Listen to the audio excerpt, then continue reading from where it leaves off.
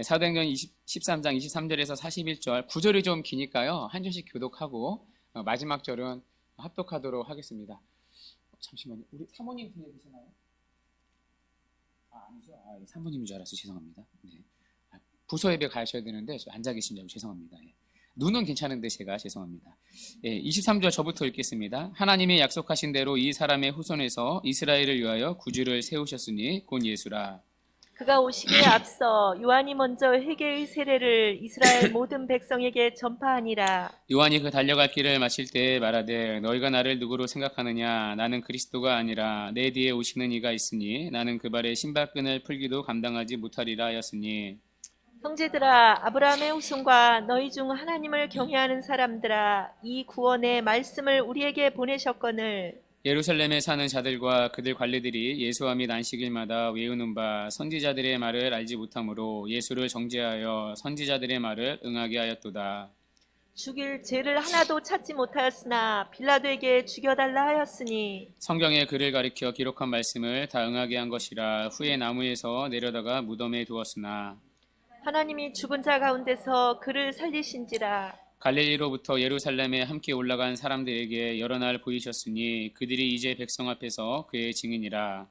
우리도 조상들에게 주신 약속을 너희에게 전파하노니 곧 하나님이 예수를 일으키사 우리 자녀들에게 이 약속을 이루게 하셨다 함이라. 시편 둘째 편에 기록한 바와 같이 너는 내 아들이라 오늘 너를 낳았다 하셨고, 또 하나님께서 죽은 자 가운데서 그를 일으키사 다시 썩음을 당하지 않게 하실 것을 가르쳐 이르시되 내가 다윗의 거룩하고 미쁜 은사를 너희에게 주리라 하셨으며, 또 다른 시편에 일렀으되 주의 거룩한 자로 썩음을 당하지 않게 하시리라 하셨느니라. 다윗은 당시에 하나님의 뜻을 따라 섬기다가 잠들어 그 조상들과 함께 묻혀 썩음을 당하였으되 하나님께서 살리신 이는 썩음을 당하지 아니하였나니. 그러므로 형제들아, 너희가 알 것은 이 사람을 힘입어 제사함을 너희에게 전하는 이것이며, 또 모세 율법으로 너희가 의롭다 하심을 얻지 못하던 모든 일에도 이 사람을 힘입어 믿는 자마다 의롭다 하심을 얻는 이것이라. 그런즉 너희는 선지자를 통하여 말씀하신 것이 너희에게 미칠까 삼가라. 일러스되 보라 멸시하는 사람들아 너희는 놀라고 멸망하라. 내가 내가 너희 때를 당하여 한 일을 행할 것이니 사람이 너희에게 일러줄지라도 도무지 믿지 못할 일이라 하였느니라 하니라. 아멘. 오늘 본문도 바울의 설교입니다. 지금 바울은 비시디아 안디옥에서 설교하고 있습니다. 우리가 지난 시간 설교의 전반부를 살펴봤는데요. 여러분 기억나시나요? 바울은 구약의 이스라엘의 실패를 통해서 왜 예수가 오셔야 했는지 그 이유를 밝혔습니다. 결국 바울이 말하고자 하는 설교의 핵심도 예수 그리스도이십니다. 이제 바울은 그 복음이시 예수 그리스도를 전합니다. 예수님의 죽으심과 부활을 전합니다. 그게 오늘 본문의 내용입니다. 그런데 오늘 본문을 보면요, 사실 우리 입장에선 새로운 내용이 없습니다. 물론 이제 바울의 설교를 듣고 있는 이 유대인 회중들은 이제 처음 듣는 내용이겠죠. 그러나 우리는 처음 듣는 내용이 아닙니다. 사실 우리는 베드로를 통해서도 이 복음을 앞에서 몇 번 들은 적이 있고요. 또 스데반을 통해서도 들었습니다. 너희들이 죽인 예수를 하나님께서 다시 살리셨다. 그래서 그 예수가 바로 너희들이 기다린 구약의 그 메시아이다. 그러니 돌이켜 회개하고 예수를 믿으라. 이것이 앞에 베드로가 전한 복음의 내용이었죠. 이 내용을 바울이 또다시 전합니다. 우리로서는 몇 번 들었던 내용입니다. 그래서 오늘은 이 구절을 하나씩 살피진 않겠습니다. 하나씩 살피며 또 이제 재탕이 되니까요. 대신에 오늘은 바울의 설교에 나타나는 특징을 잡아서 살펴보도록 하겠습니다. 오늘 바울의 설교를 보면요, 두 가지 특징이 있습니다. 먼저 첫 번째 특징이 있습니다. 바울은 예수님의 죽으심과 부활을 전합니다. 그런데 어떻게 예수님의 죽으심과 부활을 전했는가? 철저하게 성경만을 가지고 전합니다. 바울은요, 구약 성경만을 가지고 예수님의 죽음과 부활을 논증합니다. 자, 먼저 예수님의 죽으심이 구약에 예언되어 있다고 말합니다. 그 부분이 27절부터 29절까지의 내용인데요. 이스라엘의 종교 지도자들은 예수님을 죽이려고 했습니다. 아시죠? 자, 그러나 예수님에게서 사실 죽일 죄를 하나도 찾지를 못했습니다. 그럼에도 그들은 죄 없으신 예수님을 빌라도에게 넘겨주어 예수님을 십자가에 매달았습니다. 그런데 그들이 이렇게 메시아를 죽인 게 이미 구약 성경에 다 예언되어 있었다는 것입니다. 자, 그래서 27절과 29절에 보면요, 반복되는 표현이 하나 있습니다. 바로 응하게 하였도다라는 표현입니다. 27절에 선지자들의 말을 응하게 하였도다. 또 29절에 성경의 글을 가리켜 기록한 말씀을 다 응하게 한 것이라. 응하게 하였도다. 자, 여러분, 이 표현이 무슨 의미이죠? 구약 성경의 예언대로 그대로 되었다는 뜻입니다.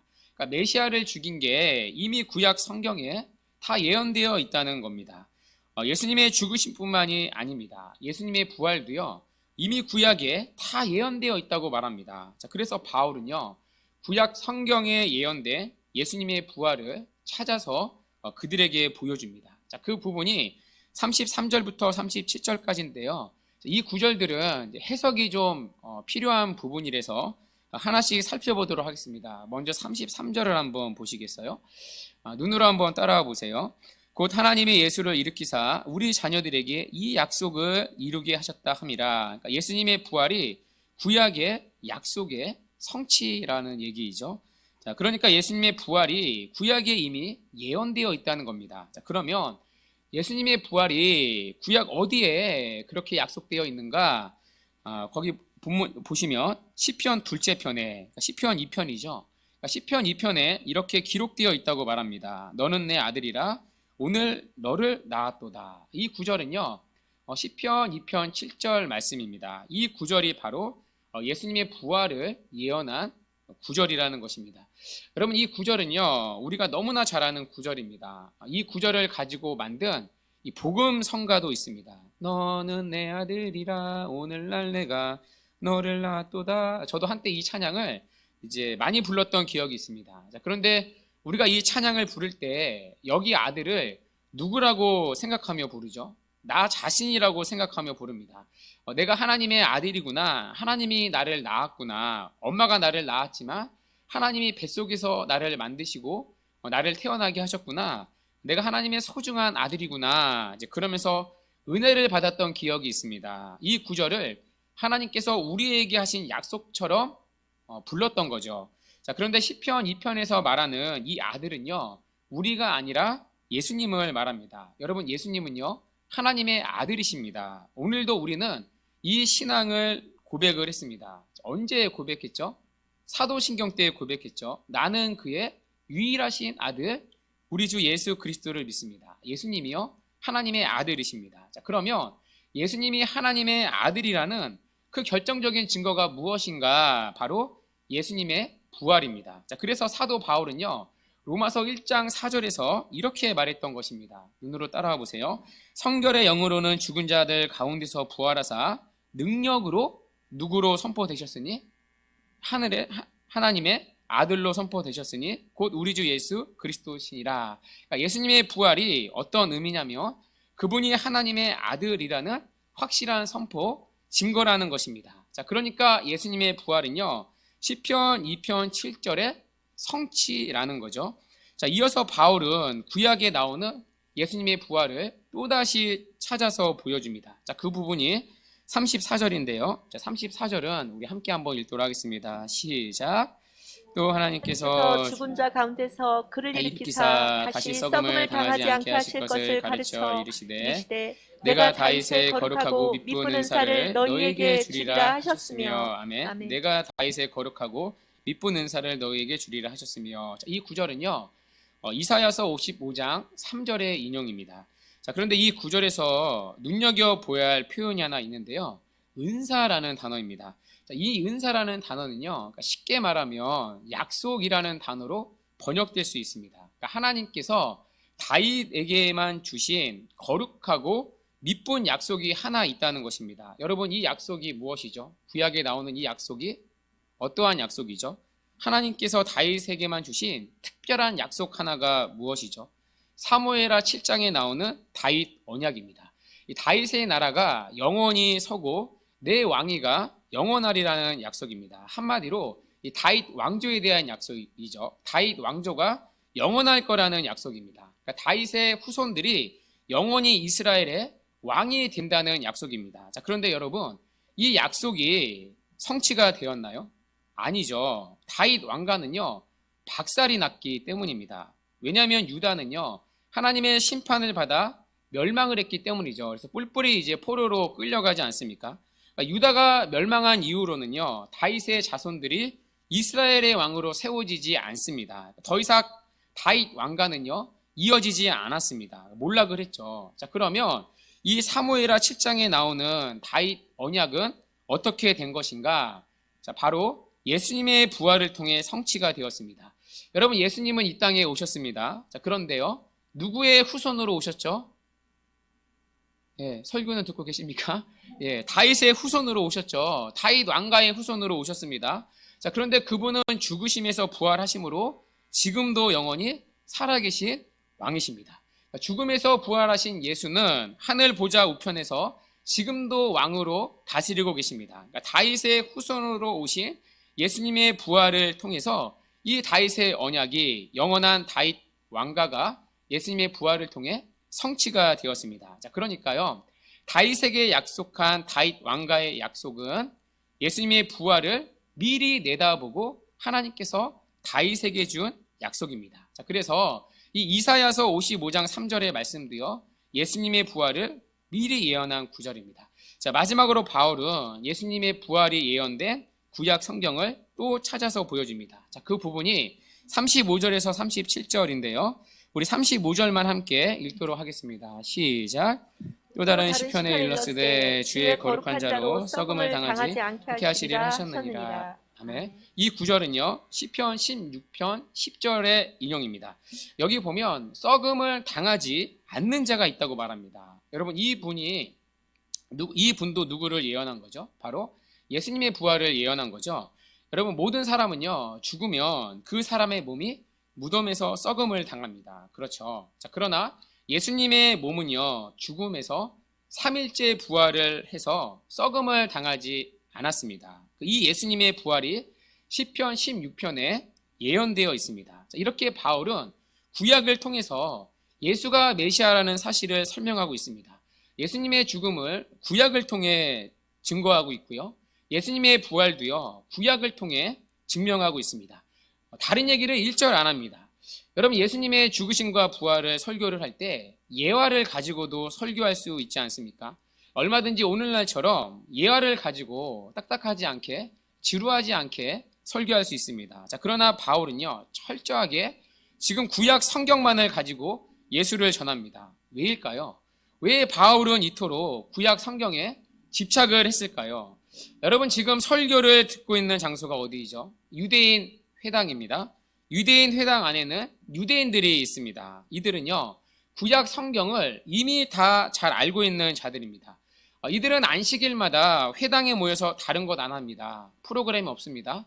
구약 성경 읽고 듣고 구약 성경 배웁니다. 그리고 날마다 구약 성경을 암송하는 자들입니다. 자, 그래서 바울은요, 구약 성경을 가지고 예수를 전했던 것입니다. 봐라, 너희들이 보는 구약에 보면 예수님의 죽으심이 이미 다 나와 있다. 예수님의 죽음뿐만 아니라 예수님이 부활하신다는 것도 구약에 이미 다 이렇게 촘촘히 다 나와 있다. 그러니 구약에서 기다린 그 메시아가 예수님이 맞다고 전하는 것입니다.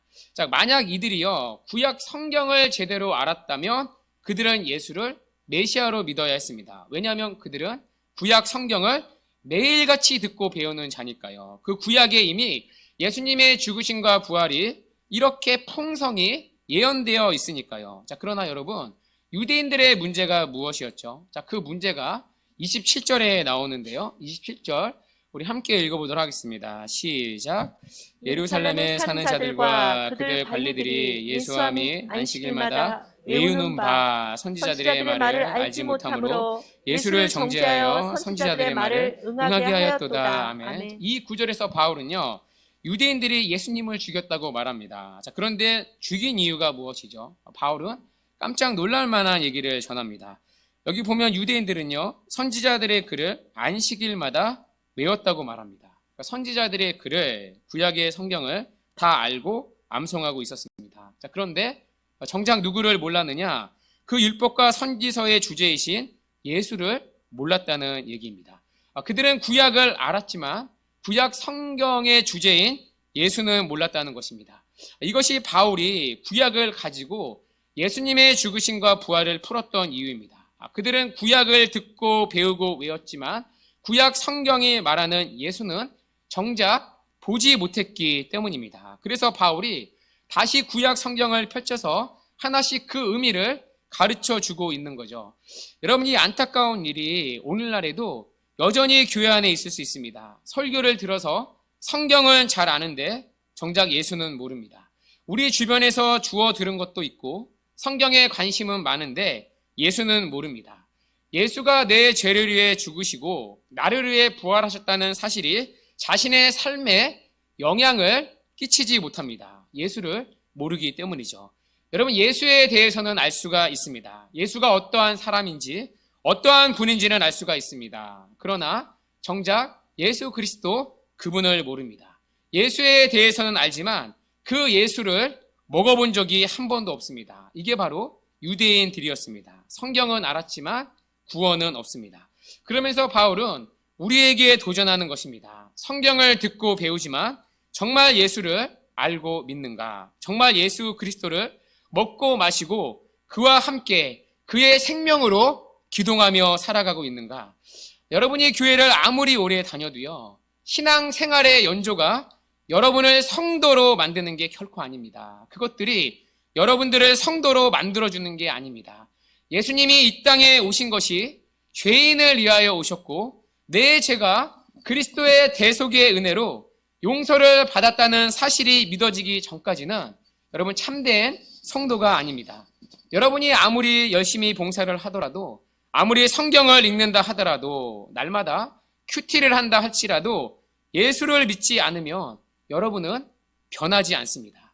주님이 십자가에 죽으시고 부활을 하셨는데 그 주님의 죽으심이 나의 죄를 위한 죽으심이라는 사실이 정말 믿어져야 그때 변화가 일어납니다. 주님이 나의 구주이시기 때문에 구주 위하여 살아가는 삶의 거룩한 변화가 반드시 있습니다. 주님이 죄인을 위하여 이 땅에 오셨는데 그 죄인이 바로 저입니다. 저야말로 예수님이 제일 이 세상에서 필요한 죄인입니다. 여러분, 이 고백이 없으면요, 여러분 다시 여러분의 믿음을 돌아보셔야 합니다. 여러분이 교회를 아무리 오래 다니면서 이런저런 일을 하고 심지어 오늘 유대인들처럼 성경을 끼고 살고 보아도 예수를 나의 생명의 양식으로 먹고 마신 적이 없으면 안타깝지만 여러분은 주님과 관계가 없을 수도 있습니다. 그러므로 주 안에 사랑하는 여러분, 27절의 유대인들의 모습에서 우리의 모습을 돌아보는 은혜가 있기를 바랍니다. 단순히 성경을 듣고 읽는 것이 아니라 그 속에서 우리 구주 예수를 만나시는 이 복된 은혜가 꼭 있기를 바랍니다. 예수에 대해서 아는 사람이 아니라 예수 그리스도 그분을 먹고 마시고 예수와 함께 살아가는 참된 생명과 구원이 저와 여러분 모두에게 있기를 간절히 바랍니다. 자, 이어서 오늘 바울의 설교에 나타나는 두 번째 특징이 있습니다. 여러분, 이 두 번째 특징은 바울의 설교의 이제 결론에서 찾을 수 있는데요. 여러분, 이 부분은 좀 어렵습니다. 이 부분은 이제 교리적 설명이 요구되는 부분인데요. 아마 교리반 들으신 분들은 좀 이해를 하실 수 있을 텐데 아마 처음 듣는 분들은 좀 생소할 수 있습니다. 그러나 너무나 중요한 구원론의 부분이기 때문에 이 부분을 말씀 그대로 살펴보도록 하겠습니다. 오늘 바울은요, 이제 구약을 가지고 예수님의 죽으심과 부활을 전했습니다. 이제 바울은 설교의 결론을 맺습니다. 자, 그렇다면 예수님의 죽으심과 부활이 우리에게 믿는 자에게 가져다주는 유익이 무엇인가? 예수 그 복음이 우리에게 주는 영적인 유익이 무엇인가? 자, 그 유익이 38절과 39절에 나옵니다. 38절과 39절은요, 우리가 붙여서 한 번에 읽도록 하겠습니다. 시작. 그러므로 형제들아, 너희가 알 것은 이 사람을 힘입어 죄사함을 너희에게 전하는 이것이며 또 모세의 율법으로 너희가 의롭다 하심을 얻지 못하던 모든 일에도 이 사람을 힘입어 힘입어 믿는 자마다 의롭다 의롭다 하심을 하심을 얻는 얻는 이것이라. 이것이라. 아멘. 자, 아멘. 바울은요, 예수님의 죽으심과 부활로 얻게 되는 유익을 말합니다. 자, 그 유익을요, 두 가지로 말합니다. 하나는 38절입니다. 이 사람을 힘입어 죄사함을 얻게 된다고 말합니다. 여러분, 이 사람은요, 예수 그리스도를 가리키죠. 예수님을 힘입어 예수님을 믿을 때 죄사함을 얻습니다. 여러분, 이 부분은 제가 누누이 말씀드린 적이 있어서 잘 아는 내용이죠. 자, 그런데 또 한 가지 유익이 있습니다. 39절에 보면요, 이 사람을 힘입어 믿는 자마다 의롭다 하심을 얻는다고 말합니다. 예수 그리스도를 믿으면요, 의롭게 된다고 말합니다. 자, 그러니까 예수님을 믿으면 두 가지 유익이 있는 거죠. 하나는요, 죄사함을 받습니다. 또 하나는요, 우리가 의롭게 된다고 말합니다. 여러분, 이게 바울 설교의 특징입니다. 지금까지요, 베드로와 스데반의 설교는요, 죄사함에 초점이 있었습니다. 그러나 바울은 죄사함에 더하여 의롭게 된다고 말합니다. 여러분, 로마서에 가면요, 바울의 이신칭의 교리가 나옵니다. 너무나 잘 알려진 내용이죠. 오직 믿음으로 의롭게 된다는 교리입니다. 그러니까 우리가 하나님 앞에 의롭게 되는 것은 우리의 행함이 아니라 예수를 믿는 믿음으로 된다는 교리입니다. 자, 이 이신칭의 교리를 바울이 로마서에서 처음 말한 게 아닙니다. 오늘 비시디아 안디옥에서 이미 바울은 이신칭의 교리를 전하고 있습니다. 바울은 죄 사함으로만 구원을 설명하지 않습니다. 죄 사함에 더하여 의롭다함을 받아야지만 구원이라고 말합니다. 여러분, 이 사실을요, 우리가 꼭 기억해야 합니다. 구원에 있어서는요, 두 가지 문제가 해결돼야 합니다. 하나는 죄의 문제이고요, 하나는 의의 문제입니다. 천국에는요, 죄인이 갈 수가 없습니다. 그리고 또 하나, 의인만 갈 수가 있습니다. 그래서 천국에 가기 위해서는요, 두 가지가 해결돼야 합니다. 하나는 죄의 문제이고요, 하나는 내가 의인이 되어야 하는 문제입니다. 하나는 죄이면 안 되고요, 그리고 또 하나, 의로운 사람이 되어야 합니다. 예수님은요, 이 두 가지 문제를 동시에 해결해 주셨습니다. 자, 먼저 예수님은 죄의 문제를 해결해 주셨습니다. 예수님은 십자가에서 우리가 받아야 할 죄의 형벌을 다 받아 주셨습니다. 우리가 받아야 할 모든 죄에 대한 형벌을 십자가에서 대신 받아 주심으로 우리의 모든 죄를 영 단번에 깨끗이 씻어 주셨습니다. 그래서 예수님을 힘입어 우리는 죄사함을 받습니다. 우리의 죄의 문제가 예수님의 십자가에서 영 단번에 해결이 되었습니다. 자, 그런데요, 죄사함을 받는다고 하나님 앞에 우리가 의롭다 여김을 받지는 않습니다. 여러분, 우리가 의롭다 함을 받으려면요, 율법을 완전히 행해야 합니다. 하나님의 말씀, 율법을 다 지켜야 의롭다 여김을 받습니다. 여러분, 첫사람 아담을 생각해 보십시오. 여러분, 첫사람 아담은요, 태어났을 때 죄가 없는 상태였습니다. 그렇죠? 타락하기 전에 아담은요, 죄가 없는 상태였습니다. 수치로 표현하면 영의 상태, 죄로의 상태입니다. 자, 그런데 아담이요, 영생을 얻기 위해서는 죄가 없는 상태로만 있어서 되는 게 아니었습니다. 영의 상태로만 있어서는 안 됩니다. 여러분 아시죠? 아담이 영생을 얻기 위해서는 어떻게 해야 했죠? 조건이 하나 있었죠. 하나님의 말씀에 순종해야 했습니다. 수치로 표현하면 100점을 맞아야 했습니다. 여러분, 그 대표적인 샘플이 무엇이죠? 선악과 명령이었죠. 일정 기간 동안 하나님이 주신 선악과 명령에 순종할 때 아담은 영생을 얻습니다. 하나님의 말씀에 율법에 순종을 해서 100점을 맞을 때 그에 대한 약속으로 영생이 주어집니다. 자, 그런데 아시죠? 아담은 하나님의 말씀을 지키는데 실패를 했습니다. 자, 그래서 아담은요, 영생이 아니라 죽음을 맞이합니다. 자, 만일 예수님이 십자가에서 우리의 죄만 다 용서해 주셨다고 생각해 보십시오. 하나님이 우리의 죄를 다 씻어 주셨으니까 우리는 이제 제로의 상태가 되는 거죠. 자, 그런데 이것으로는 영생을 얻을 수가 없습니다. 영생을 얻으려면, 천국에 가려면 우리도 아담처럼 100점이 있어야 합니다. 하나님의 율법을 완전히 지켜서 율법의 채점표 앞에서 100점을 맞아야 합니다. 자, 그러니까요, 우리의 모든 죄가 용서받는 것으로는 안 된다는 얘기죠. 이것만 가지고 있으면 죄를 짓기 전에 아담의 상태로 돌아가는 것에 지나지 않습니다. 아담은 최초의 상태가 죄가 없는 상태였으니까요. 한마디로 깨끗한 상태, 0으로 시작을 했던 거죠. 이 상태로 돌아가는 것에 지나지 않습니다. 자, 그러면 그때부터는 우리도 아담처럼 우리의 율법의 의로움을 쌓아야 합니다. 어떻게 쌓아야 되죠? 하나님의 말씀, 무엇을 하지 말라, 무엇을 하라, 이 율법의 모든 말씀을 완전히 행해야 합니다. 한마디로 100점을 우리가 이제는 맞아야 합니다. 그 점수가 있어야, 그 율법의 의로움이 있어야 우리는 천국에 들어갈 수가 있습니다. 율법을 다 지켜 행해야 하는 거죠. 만약 율법에 하나라도 틀리면, 하나라도 지키지 못하면 우리는 천국에 들어갈 수 있는 의가 부족하게 됩니다. 그렇게 되면 누구도 하나님 앞에 설 수가 없습니다. 천국에 들어갈 수가 없습니다. 이 율법에 완전히 순종하는 적극적인 의가 우리도 첫사람 아담처럼 우리에게 필요합니다. 자, 그런데요, 이 적극적인 의를 예수님이 대신 이루어 주셨습니다. 예수님이 우리를 대신해서 하나님의 모든 율법을 완전히 행하셨습니다. 자, 그 증거가요, 마태복음 5장 17절의 말씀입니다. 거기에 보면요, 예수님이 오신 것은 율법을 폐하러 오신 것이 아니라 율법을 완전히 행하려 오셨다고 말합니다. 그러니까 율법의 요구를 다 우리 대신 성취하러 오셨다는 뜻이죠. 여러분 혹시 이런 생각 하신 적 없으십니까? 예수님이 우리의 죄를 위해 이 세상에 오셔서 십자가에 달려 죽으시는 게 목적이라면 왜 굳이 예수님이요 33년이라는 긴 생애를 사셨을까요? 여러분 그렇지 않습니까?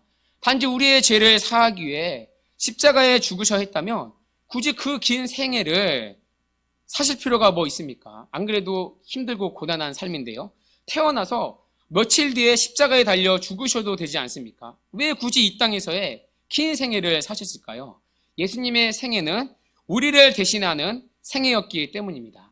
예수님은 우리를 대신해서 모든 율법의 요구를 마태복음 5장 17절의 말씀처럼 다 이루어내셨습니다. 우리가 실패할 이 율법의 계명들을 대신 다 이루어 주셨습니다. 예수님은요, 아시죠? 마음과 힘과 뜻을 다해 하나님을 온전히 사랑하셨습니다. 그리고 이웃을, 심지어 세리와 죄인들까지도, 창기까지도 내 몸과 같이 사랑하셨습니다.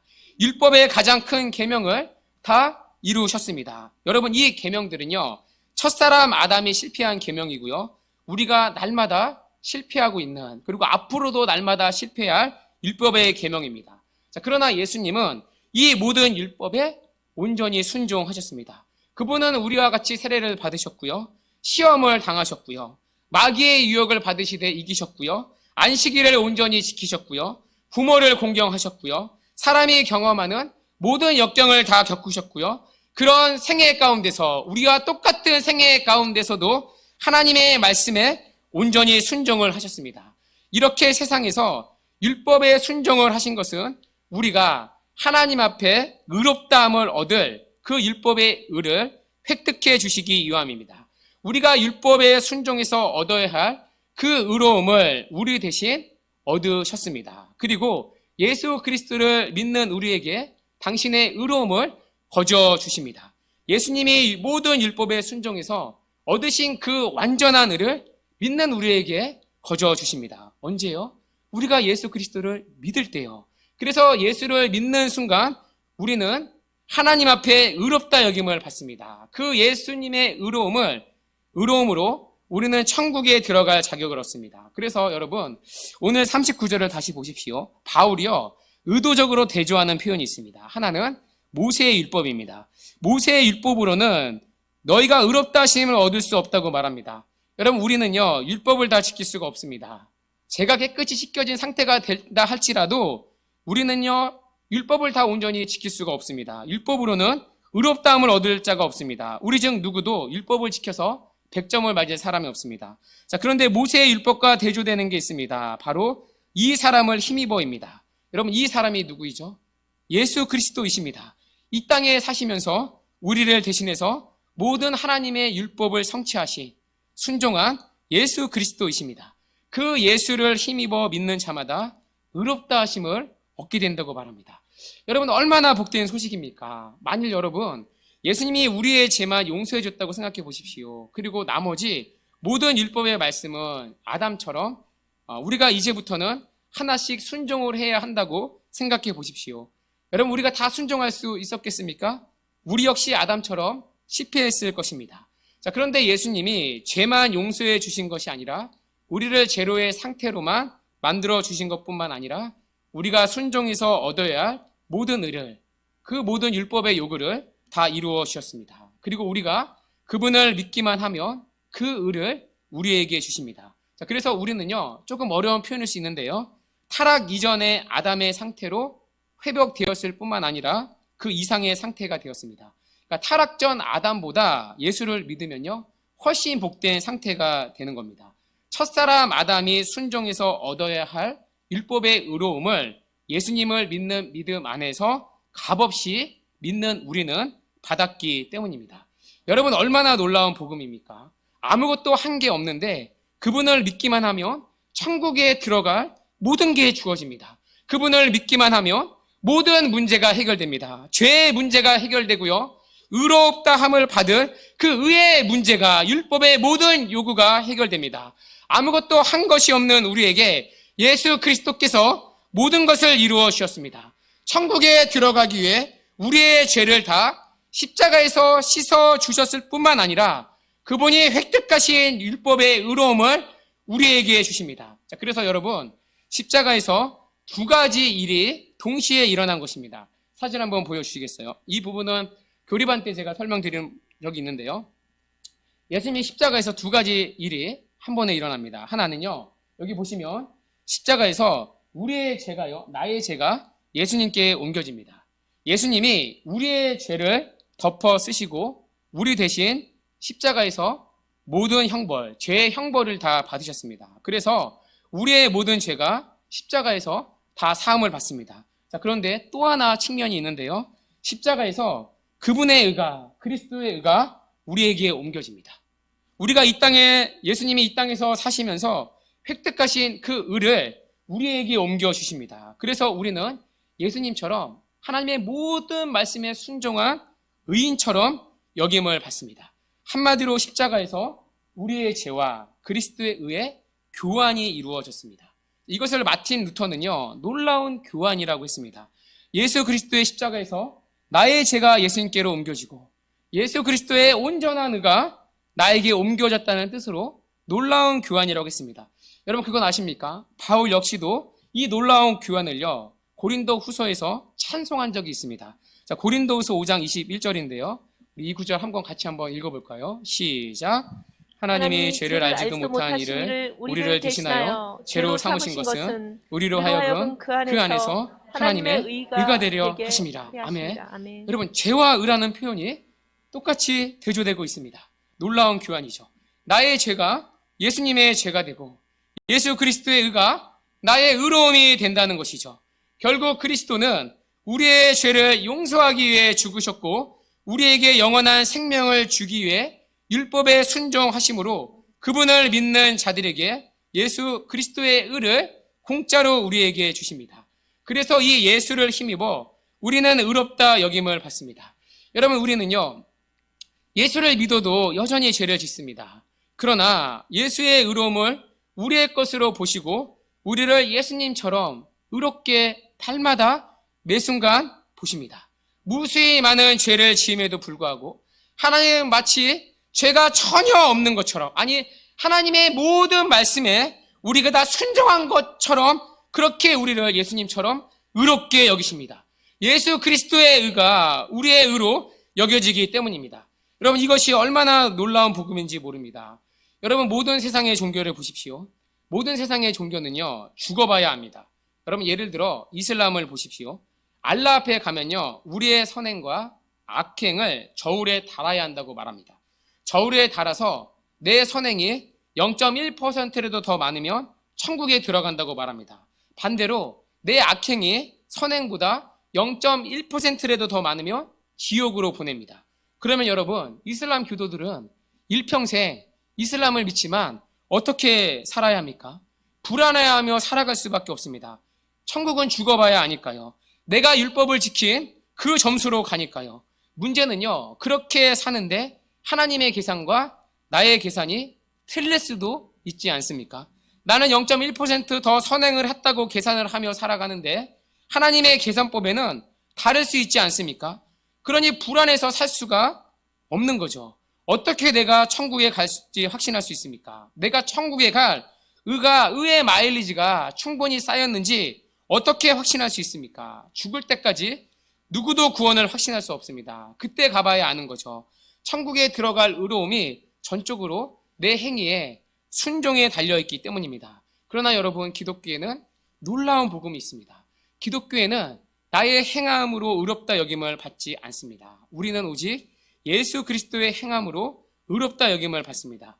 우리가 다 살고 나서 하나님이 그래, 너 율법을 더 잘 지켰네, 악행보다 선행이 더 많네, 잘 살았다, 천국으로 가라 하는 게 아닙니다. 그렇게 나의 행함을 저울질해서 천국에 갈 수 있는 사람은 없습니다. 하나님은 우리의 행함을 보고 하시는 게 아니라 오직 예수 그리스도를 믿는 믿음 안에서 주어지는 그리스도의 의로움을 나의 것으로 보시고 그분의 전적인 은혜로, 그분의 전적인 공로로 우리를 천국에 가게 하십니다. 자, 그래서 우리는요, 죽어봐야 아는 게 아닙니다. 죽어서 저울을 달아봐야 아는 게 아닙니다.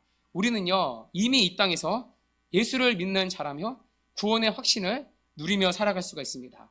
왜냐하면 우리가 의롭게 되는 것은 이 땅에서 예수를 믿을 때 단번에 일어나는 일이기 때문입니다. 그래서 39절 한번 다시 보시겠어요?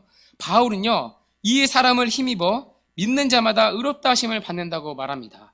이 땅에서 예수를 믿는 순간 그 사람은 의롭다 여김을 받는다는 의미이죠. 종말에 받아야 할 구원의 선포를 이 땅에서 앞당겨 누리며 사는 거죠. 예수를 믿는 순간 그리스도의 의로움이 나의 것이 되기에 예수를 믿는 순간 이 땅에서 우리는요, 영원히 결정지어집니다. 자, 그래서 우리는요, 일평생 사는 동안 만약 예수를 믿는다면 불안해할 필요가 없습니다.